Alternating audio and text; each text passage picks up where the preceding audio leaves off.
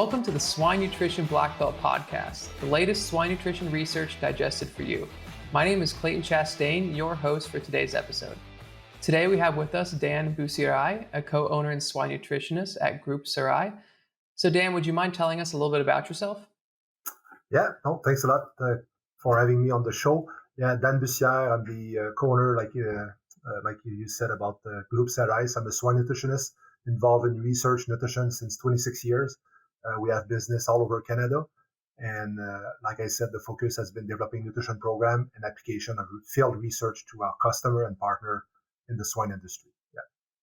Awesome. So let's talk about some of the research that you recently sent me. So I saw a study, or more, I guess it was more of a PowerPoint, on the effects of this polyphenol-based product in lactating sows. Would you mind telling us a little bit about that? Yeah, so about 2 years ago, we've been in touch with a group in Europe that had that polyphenol-based product from grape extract. Those products have been around in the swine industry since a couple of years. They had some data on dairy cow, improving the IgG content of colostrum. So I thought it would be interesting to evaluate that concept on sow in lactation. So we performed a trial in our research barn, which is a 1,300 sow research barn in Manitoba, where we fed sow with a controlled diet and a diet with 150 ppm of that polyphenol product during lactation. So we really focus on the pre-farrow 4 or 5 days, when the sow goes into the farrowing crate, and we fed that diet with the polyphenol up to weaning. So we did that trial in 2020.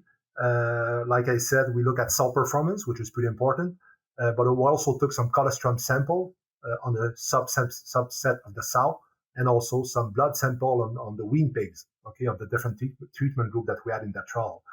The goal was to look at colostrum value and also at the blood serum of those pigs and performance of those pigs as well.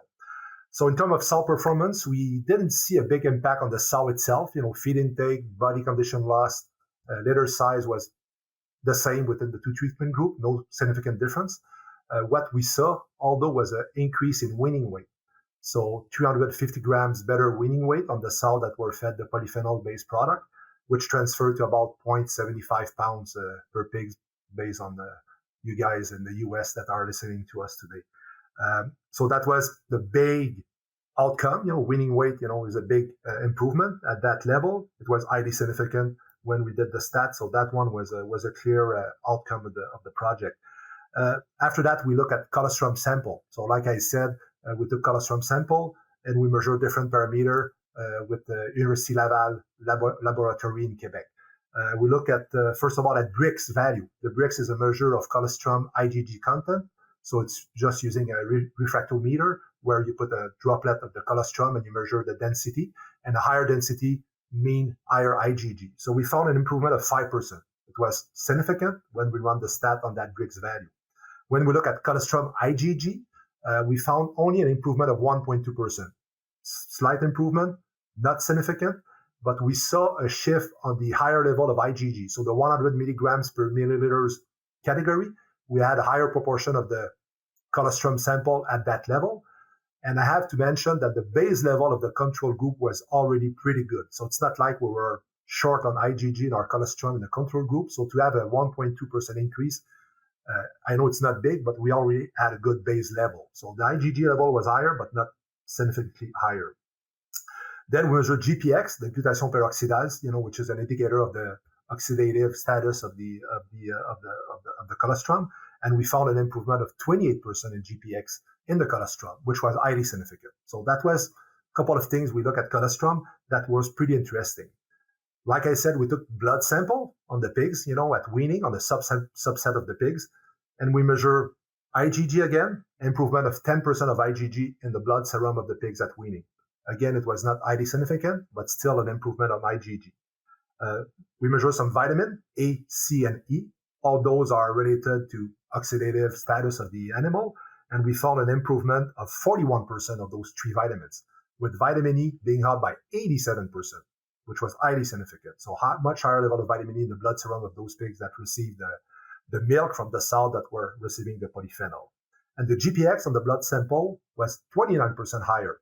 I just told you that IgG was, in the colostrum, it was 28%, GPX higher, 29% in the blood sample of the pig. So really close and increase, were the same magnitude in both the colostrum and the blood of the pigs.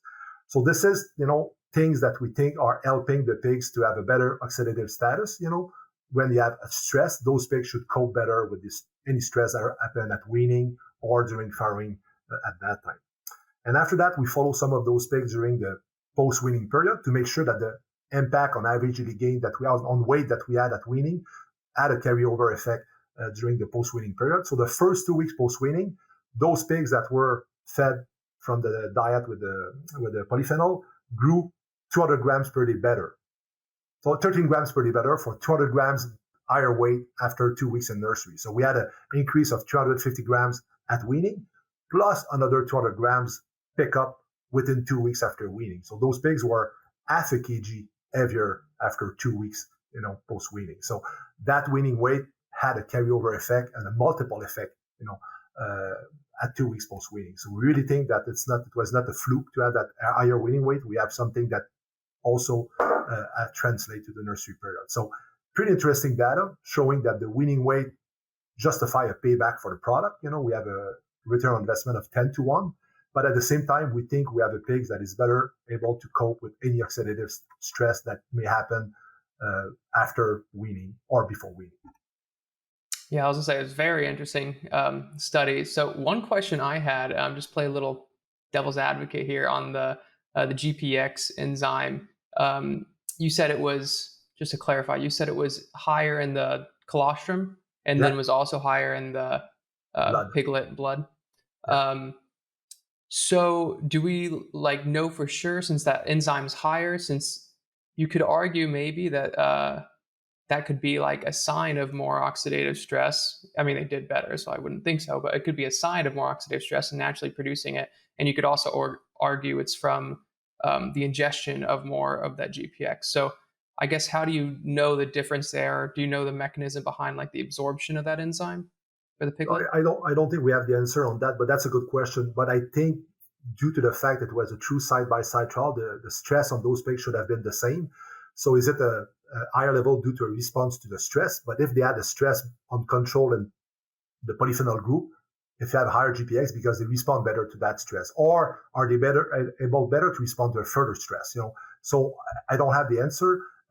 When I saw your question yesterday, I went back and I'm asking, the specialist on that product to answer to answer that type of question, but he's on vacation right now. But that's something that should be clarified. But I think that it's a better status to prevent damage of oxidative stress down the road that we have with that higher GPX and vitamin E level at the same time. Right. Yeah. Yeah, that makes sense.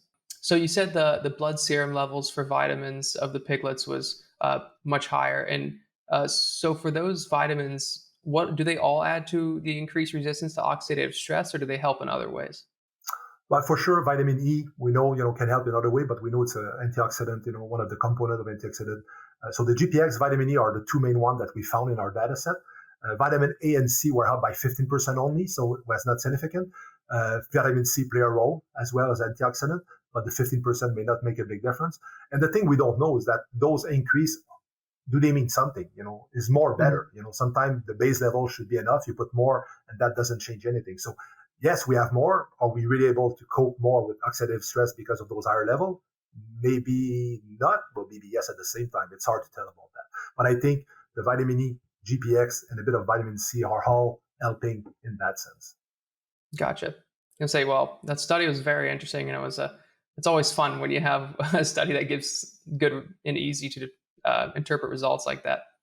So yeah, I just want to thank you for coming on the show, and thanks for taking the time in your day to speak with me. Thanks a lot, and I appreciate the time, and I hope people will appreciate. And if there's any question, they can get a hold of me. Thanks a lot.